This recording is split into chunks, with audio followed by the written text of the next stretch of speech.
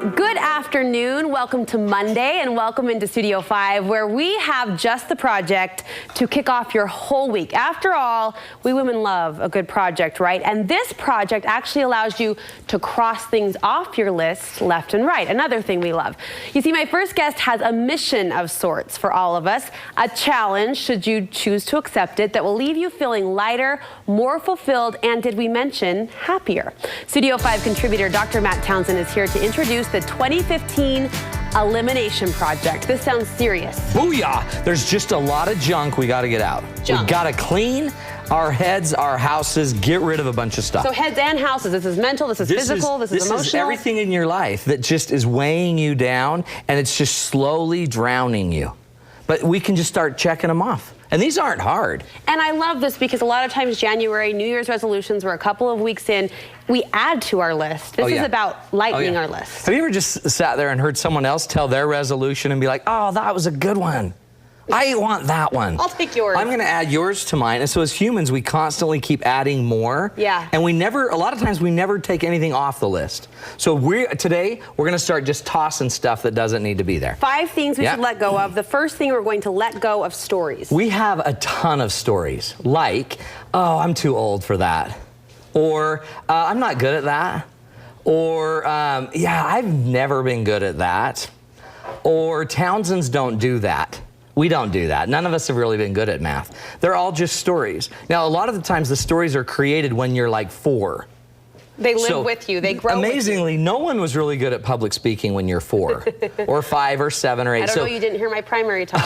Did you nail it? I nailed it. But what's amazing is we have the stories, we make the stories, and if we never look at some of the stories and say, do I have evidence to prove that? Do you know how many women I've had in my office that say, you know what, I am just not a good mother. And I'm like, really, where's the data? Give me the data that you are not a good mother. See, this is a female way. The story idea is a female way of looking at things. You men are a little more data-driven, a little more analytical. We like the data. But if you actually look at the data behind each one of your stories, it'll be very hard for you to prove that this story's true. So get rid of those stories. Get rid of the stories. And you have to, no, by the way, a story is nothing more than a thought formalized. And once you formalize a thought and keep telling the same story, you never have to rethink. So we want to actually gather data and start saying, instead of saying, I'm too old for this, you might want to be more realistic and just say, are you just too afraid to do it? I don't want to do this because it scares me. Yeah. That might be a more honest story than your age. Or it might be better for you to just say, instead of saying you're not good at something, just say, you know what? Historically, I've struggled with this, and I think it would take some time for me to get good at it. Then I have to decide if I want to get good at it. It's a self-check that takes honesty and also some serious self-reflection. So everyone should go out there and start thinking about what are the stories you constantly tell, and is there any data to prove it? Not just one data point, 20. Do you have 20 points to prove you're not something? Or is it just one really bad event? Or is it one child that's choosing their own way that's not the way you would have chosen? That doesn't make a bad mother. You also want us to let go of the score. The score. A lot of people keep score. Right? Not just in a basketball game, but in life. But we have basketball games, but we also keep score on our time card. We keep score in our wallet. We keep score in how much we weigh. And a lot of times, the funny things that we're scoring are all things that probably matter less than the things we can't score. So I don't like scorekeeping in pretty much any way, shape, or form, because in the end, sometimes you might lose the game and win. So sometimes every single time you lose something, even if you can't lose, you wanted 25 pounds of weight loss and you only lost 20, I guess you lost then.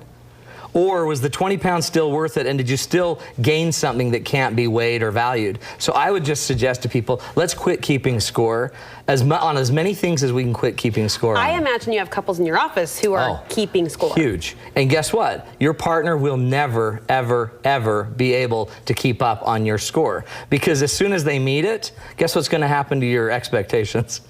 You're just going to stretch it, and we'll have to have more things we need to do. It's that dangling carrot. So, and here's the other reason, is there's going to be a day with all of us, especially in our relationships, where I may not be able to be reciprocally loving you back.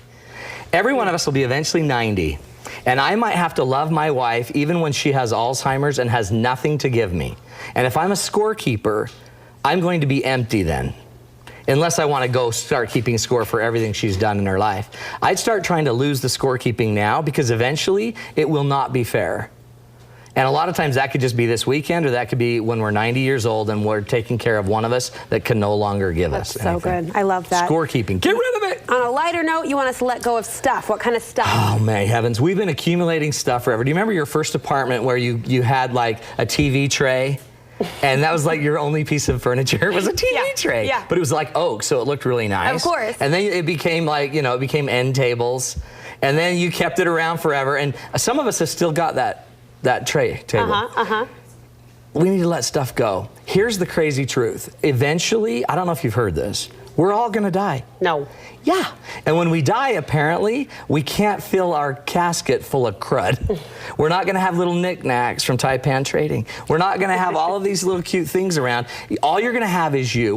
There's a great video on YouTube that I showed at one of my date nights about this man teaching about how his mom or grandma taught him all about the game of Monopoly, and she was ruthless. She shredded him in the game, and she destroyed him, and she talked smack and did all of this stuff, and just showed her how to take, and gave him all these really weird rules like aggregate, get as much as you can, get as much as you can. Well, finally, he took it to heart and got really good at Monopoly. And then when he was a little older, as a teenager, he figured out how to beat his grandma, and he destroyed her. And he put her to shame. That's mean. At the end of the game, though, grandma said, well, you did great. Now, put it all away. Game's over. Back in the box. Back in the box. And once we have to put everything back in the box, we realize that everything we spent our life accumulating, all this stuff that we say is us, is useless now. Everything eventually goes back in the box. So the sooner we all let the crud go and be safe and okay being what we are, then we're safe going back in the box. I'm going to replay this conversation when I'm cleaning out under my bed. Oh yeah, wait till you have a kid. All right, about a minute. Okay. Let go of the overs and the unders. What do you mean by that? Humans have a tendency, in order to deal with the stresses of their life, that we tend to either go overboard and do way too much so we can disappear, or we go underwhelming and we do way too little to disappear. Humans tend to go either over or under. I want you to not do either. I'd like you to just be in a nice, moderate, medium position. Don't get so caught up in overwhelming everything that you don't get to live, and don't underwhelm everyone around you that you're useless. So look out there in the world, and if you sit there and you know you tend to overwhelm everything, back it off. If you tend to underwhelm everyone, pick it up. Get in the middle. And we talked about that long list of resolutions that can be overwhelming. You want us to choose just one bad habit to let go of. I don't even need you to break 50, and I don't even need you to break your hardest one. The research shows if we can just have success on one thing, it will promote future success.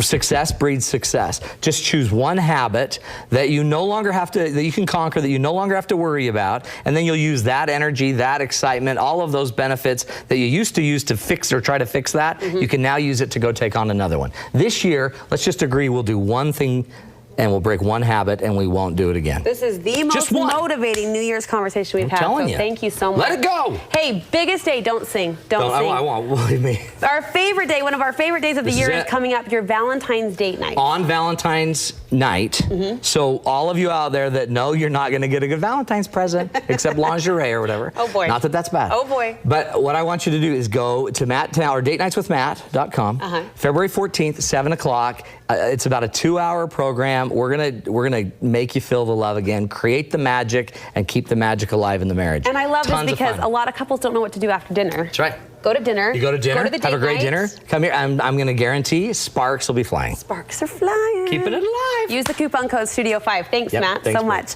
Still to come on today.